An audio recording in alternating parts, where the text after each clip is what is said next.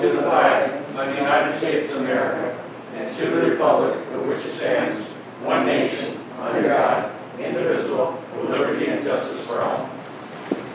This is a public hearing, local law number 1 for 2020 solar energy. I need a motion or a roll call first, Diane. Mr. Barber? Here. Mr. Douglas? Here. Mr. Bruno? Here. Mr. Irwin? Here. Mr. McDonald? Here. I need a motion to open up the public hearing. Second it. Jim Douglas, Craig Bruno, second. All in favor? Aye. All 5 ayes. Okay. Number 5, discussion, community input, and questions for anyone that's here. If anyone does come to the door, we will let them in, obviously. No one has come to the door. I have fallen down on my job here. I really haven't learned much about what this bill is all about or this law. Could somebody explain the essence of it, basically? Go for it. Is that gonna be me? That's going to be you. So, there was some concern that, not only from this board, but also with the planning board, John, that some of the larger tracts of the parcel, including some of the agricultural and vacant land, were approached by solar farm developers, that they sell the property to create solar farms. So we made contact with the town of Plattsburgh. They adopted a local law, and specifically Trevor Cole is the planner for the town of Plattsburgh. And he was great to work with. He actually came, we had a committee formed, and we had, I'd say, three or four meetings, John. And so that's really the essence of how this was created. And the committee that was formed agreed that the town of Plattsburgh's law was pretty complete, and we just essentially took from their law, which would apply in this town. Does it designate certain areas for solar Yes, sir. farms? Yep. So it's certainly, it can't be in, John, it can't be in, there's residential solar, meaning, John wants to put it, that's different. That's just a building permit. When you get into areas where they're creating, farm that solar farms are gonna sell out to the grid, then a site plan review is required with the planning board.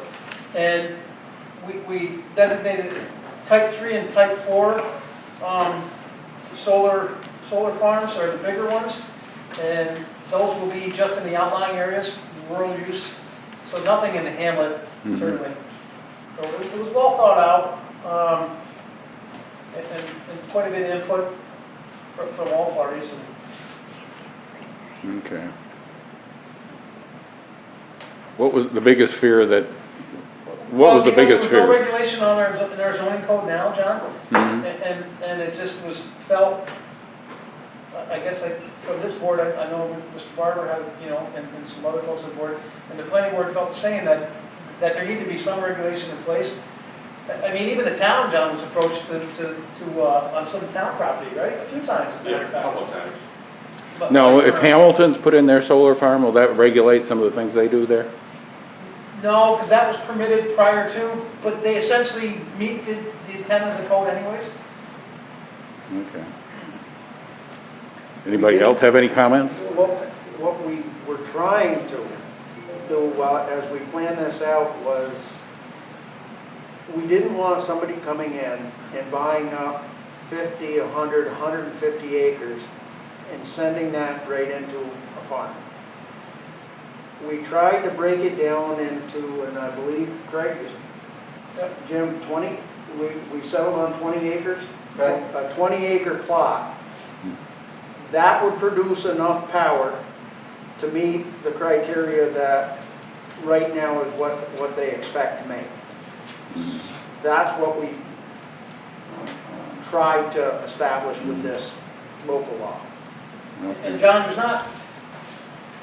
there's some areas certainly that it'll never appear, it's just because of the way the grid is developed. It has to be within the quarter mile, is it quarter mile? This is with NICEAG, it has to be within quarter mile of A a three-phase line. three-phase line, so it's, you know, certainly it's not gonna be, They can't go anywhere. no. Okay. Okay. Make it feasible for money-wise. Yep. Okay, thank you. Thank you. Any other community inputs? Going once?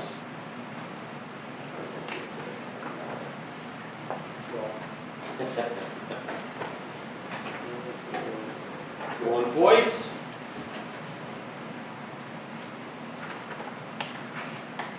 Okay, number 6, I need a motion and a second to close the public hearing.